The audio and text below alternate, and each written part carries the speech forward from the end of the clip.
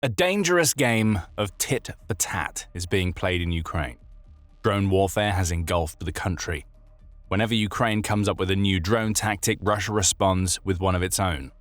Ukraine then responds again, and so it goes, with each country trying to one-up the other. But Ukraine just won the game. How? It's developed a new type of drone that allows it to strike the very people who are controlling Russia's unmanned aerial vehicles. And that drone has already successfully struck a major target.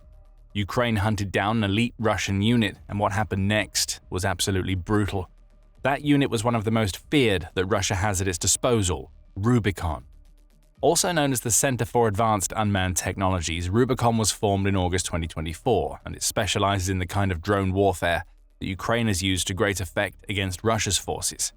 In essence, the unit was Russia's answer to Ukraine's drones, and it's been remarkably effective in the short time that it's existed. Several outlets have claimed as much, including Forbes. On September 3rd, Forbes journalist David Kirichenko said that Rubicon has emerged as one of Russia's most effective forces on the front, with its expansion of the Russian killing zone making it a nightmare for Ukraine to deal with. Thanks to Rubicon, Ukraine's logistics are often disrupted, as the unit's drones make it difficult to approach Russian forces on the front lines. Rubicon's operators work behind the front lines. Ukraine needed a weapon to strike them, but its usual drones weren't up for the job. Kirichenko says that Rubicon is the unit primarily responsible for Ukraine suffering from a shortage of trucks, armored transports, and similar vehicles. Many of those vehicles get destroyed by Rubicon's drones when they're on supply runs, meaning Russia has finally started using a tactic that has served Ukraine very well for years.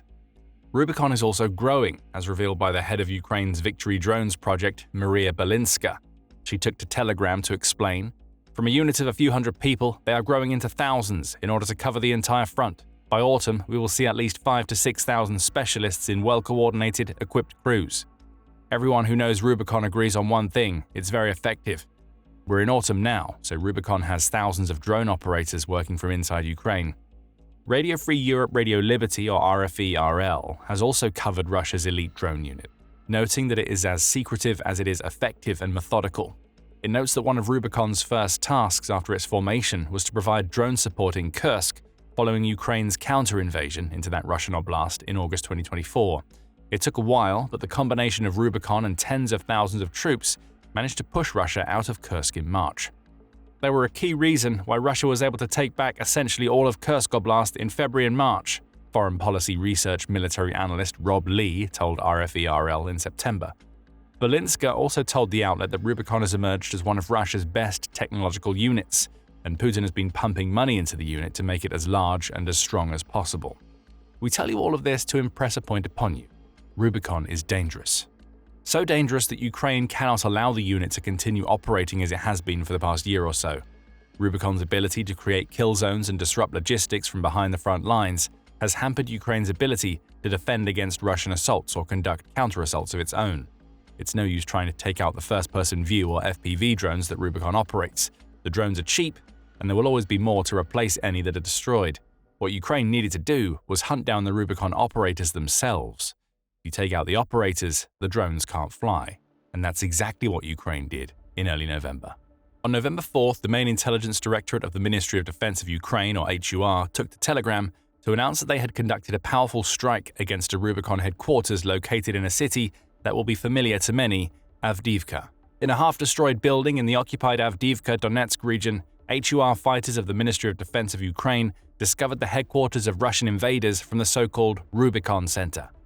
HUR explained in its social media post. The enemy unit Rubicon specializes in the use of unmanned systems, including combat ones during Russia's genocidal war against Ukraine. It's one of the most combat-ready structures of the Russian occupation army, on which the aggressor state spends significant resources, HUR added. With a suitable target located, there was only one thing left for Ukraine to do: strike, and it did so in absolutely brutal fashion. Much as it had done many times before in its war against Russia, Ukraine unleashed a horde of drones on the Rubicon command post that it discovered in Avdiivka.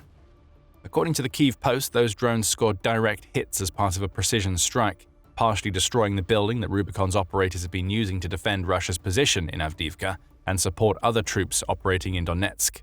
Beyond destroying the building, Ukraine also managed to take out several Russian officers and soldiers. That's according to UKR Inform, which can't offer many more details. Ukraine hasn't announced a specific kill count for its drone assault on the Rubicon facility, though it's likely that taking out even a handful of officers alone will be enough to weaken Rubicon's operations in the key Donetsk region. But hold on a second, earlier we told you that Ukraine's normal drones aren't up for the job of taking out Rubicon's facilities or operators. At least that's the case for Ukraine's FPV drones.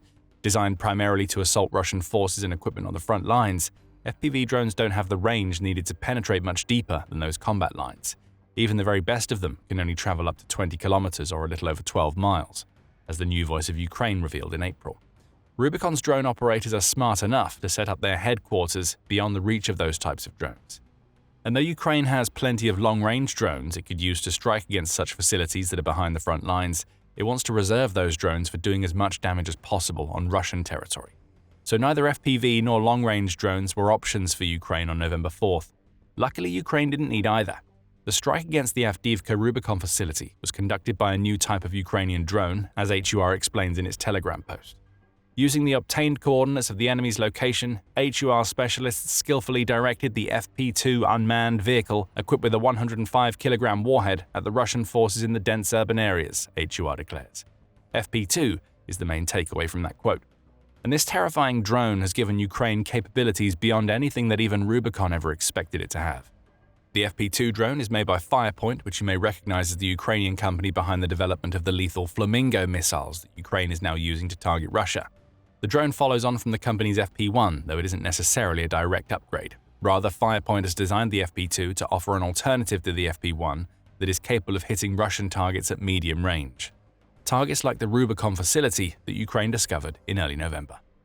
In a Medium post where he examines what the FP2 brings to the table, Ryder Blackthorn offers some of the drone's impressive specifications. He repeats HUR's claims that the new drone can carry a 105-kilogram warhead, which equates to about 230 pounds. That's far heavier than the warhead an FPV drone can carry, making the FP2 capable of destroying buildings and entire troop deployments. The FP2 also has an impressive 200-kilometer or 124-mile range. While that may make it suitable for launching strikes against targets in some of Russia's border regions, it's this range that makes the FP2 so effective for attacks against facilities like the Rubicon headquarters. This is a mid-range drone. It flies further than an FPV drone, though not as far as Ukraine's long-range drones. That makes it perfect for tackling targets in occupied Ukraine. Rubicon would have thought that it was relatively safe from Ukraine's drones as long as it was far enough behind the front lines. HUR just proved that isn't the case, as FP2 has emerged as a brand new threat for the Russian deep rear. FP2 is also a drone that comes with a low price tag of just $55,000 per unit, according to Euromaidan Press. That's far lower than the cruise missiles Ukraine might otherwise have used to take out the Rubicon headquarters, and it means Ukraine gets a massive return on its investment when it scores a hit. Partially destroying a building on November 4th means that Ukraine's FP2 has already repaid its manufacturing cost. Killing several Russian officers and drone operators is just the cherry on top. Rubicon will be especially devastated by HUR's most recent strike for an interesting reason. Ukraine has hit a Rubicon base with an FP2 before, which shows us that Rubicon doesn't have an answer to Ukraine's new mid-range drone. The strike was reported by the Special Care San CatX account, which shared a video of a strike that it said had seen Ukraine hit a Rubicon drone operating unit around 20 kilometers or about 12.4 miles behind the front lines, and it used an FPV drone to do it. The 45 seconds of footage makes for very interesting viewing as we get to see what an FP2 looks like as it takes off. The drone, which looks like a small plane, roars into action and soars into the night sky, quickly disappearing into the inky blackness. At around the 10-second mark, the view changes to the one being captured by the drone itself. Yes, like Ukraine's FPV drones, the FP2 is able to provide a real-time feed of whatever is in front of it. That's ideal for when the drone is being operated manually, as it allows Ukraine's drone pilots to ensure the FP2 is on course to hit its target. The black and white footage shows us what the FP2 sees as it's in flight. Within seconds, the drone zones in on a target surrounded by trees. The roof of a building briefly comes into view as the drone descends, and then nothing. The drone's feed cuts out, but we know exactly what happened next. The video's viewpoint then switches to that of a reconnaissance drone flying high above Ukraine's target. It's thanks to this drone that we see the sheer size of the explosion that the FP2 is capable of delivering as the Rubicon facility goes up in flames. And Ukraine wasn't done there. It double taps with its FP2 drones. The video switches to footage filmed by another FP2 as it descends on the same target. We briefly see the Rubicon facility's destroyed roof as the drone descends. only for the viewpoint to switch back to that shot by the reconnaissance drone, which records the explosion. Other strikes follow, with David Axe summing up the footage in his Trench Arc column in September. As a surveillance drone watched from overhead, 4 of the new FP2s slammed into the building reportedly housing the Rubicon operators, Axe wrote. At the price mentioned earlier, that's $220,000 worth of drones committed to a single Rubicon facility. The loss of that headquarters and the operators within it was priceless. Ukraine delivered a message to Rubicon with these September strikes. We have a drone that can hit your operators. Whether Rubicon heeded that warning or not doesn't matter. On November 4th, HUR did it again, and another Rubicon headquarters went up in flames, taking officers and drone operators along with it. And the fact that Ukraine was able to repeat the same trick tells us one of two things. Either Russia doesn't have enough air defenses to protect one of its most valuable units from Ukraine's new drones, or those air defense units aren't capable of detecting and shooting down those drones. Either way, the result is the same for Rubicon. Russia's most advanced technological unit has just fallen far behind Ukraine's innovators. There is one last little twist to this tale, and it's something that we touched upon earlier in the video. We'll let HUR explain what this twist is in its Telegram post. The Defense Intelligence of the Ministry of Defense of Ukraine reminds that for every war crime committed against the Ukrainian people, there will be just retribution, HUR said when announcing its November strike. It would have been enough for Ukraine to have taken out the Rubicon headquarters, no matter where it was stationed in occupied Ukraine. But the November strike was made all the sweeter for Ukraine because it delivered something that Ukraine had wanted for well over a year: revenge for Russia's taking of Avdiivka. The Battle of Avdiivka, which raged from October 2023 to February 2024, was brutal for both sides. But for Ukraine, it was a massive shot against its defense of Donetsk, as the small city had become established as one of the country's most important fortresses. The battle still stands as one of the bloodiest and most ferocious of the Ukraine war so far, and Ukraine ultimately came away the loser, though it did plenty of damage to Russia's forces in defeat. Newsweek made that clear in the wake of the battle via a February 2024 report that sifted through the rubble of Russia's losses in the city. It reported that around 17,000 Russian soldiers were killed due to Putin relentlessly throwing them at Ukraine's Avdiivka defenses. Another 30,000 Russian soldiers were wounded, leading to a total casualty count of 47,000 for the 5-month battle. In other words, Russia lost about 10,000 soldiers per month to take a single city away from Ukraine. If Kyiv's figures are accurate, this means more Russian soldiers were killed in and around Avdiivka than during the decade the Soviet Union spent fighting in Afghanistan, Newsweek reported. The Soviet Union sent thousands of its soldiers into Afghanistan at the end of December 1979. The resulting conflict lasted nearly a decade, and estimates widely put the Soviet death toll at around 15,000 troops. The sheer scale of death revealed Putin's tactical ineptitude. However, it also showed Ukraine that Russia and its leader would stoop to unexpected levels of brutality against Ukraine and Russia's own soldiers to get what Putin wants. Ukraine ended up being as damaged as Russia by this terrible battle. The Guardian reported in February 2024 that the fighting had caused almost all of the city's population of more than 30,000 people to pack up and leave. That's assuming that they weren't killed by the Russian shelling, bombing, and assaults before they had a chance to make their way out. Russia didn't limit the killing to Ukraine's soldiers, as civilians were just as likely to get caught in the firing lines. By December 2023, which was around halfway through the battle for Avdiivka, the city's military mayor provided the numbers. Vitaly Barabash reported that 154 Ukrainian civilians had been killed by Russia in the gruesome battle, and that only 1,200 or so remained in Avdiivka by December. The city itself ended up almost completely destroyed. As for Ukraine's military losses, they were lower than Russia's, though no less devastating. Ukraine has never revealed the true scale of its losses in the city, though they are presumed to be heavy. That's according to the Washington Post, which reported in February 2024 that Ukraine likely failed to safely evacuate its troops from Avdiivka before the Russian forces broke into the city. That shouldn't be a surprise. The withdrawal was reportedly chaotic, which contradicts Ukraine's claims that the evacuation was orderly.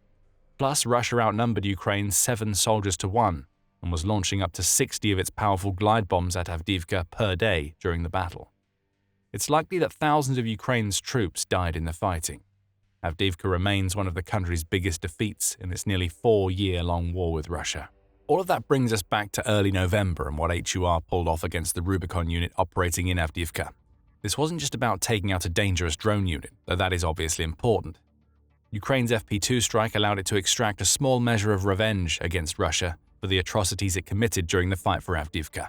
Now, with the FP2 at its disposal, Ukraine can launch more pinpoint strikes against Russian positions that it hasn't been able to reach on foot or with its other weapons. The Battle of Avdiivka has been reignited, though it's going to take a very different form from the battle we saw at the end of 2023 and beginning of 2024. In the FP2, Ukraine has a potential game-changer on its hands. That doesn't mean the FP2 is capable of single-handedly winning the war for Ukraine. No single weapon offers that type of silver bullet outside of nuclear missiles that Ukraine doesn't have. However, the FP2 fills a gap for Ukraine. The drone provides the country with a cost-effective mid-range weapon that can take out guarded targets and hit deeper into occupied Ukraine than an FPV drone could ever hope to hit. FP2 likely won't be used to destroy Russia's frontline assaults. Instead, it will make those assaults weaker. It will take out storage facilities, command posts, logistical infrastructure, and as we saw in September and November, the Rubicon drone headquarters to make those frontline assaults weaker than ever before. Russia should be very worried about that. HUR just proved how impressive FP2 is with its strike on the Rubicon headquarters, and it's safe to assume that we're going to see a lot more strikes like this as FP2 enters mass production. Ukraine's brutal revenge on Rubicon in Avdiivka would be impressive enough as an isolated example of what an FP2 can do, but this strike is far from isolated. Ukraine is hitting Russia hard in many regions of occupied Ukraine with this spectacular new drone. Ukraine's deadly new weapon has ignited chaos behind the Russian lines, as you'll discover if you check out our video on the other strikes Ukraine has completed with its FP2 drones in early November. And if you enjoyed this video, remember to subscribe to The Military Show for more coverage of the latest advancements in Ukraine's drone warfare technology. And thank you as always for watching.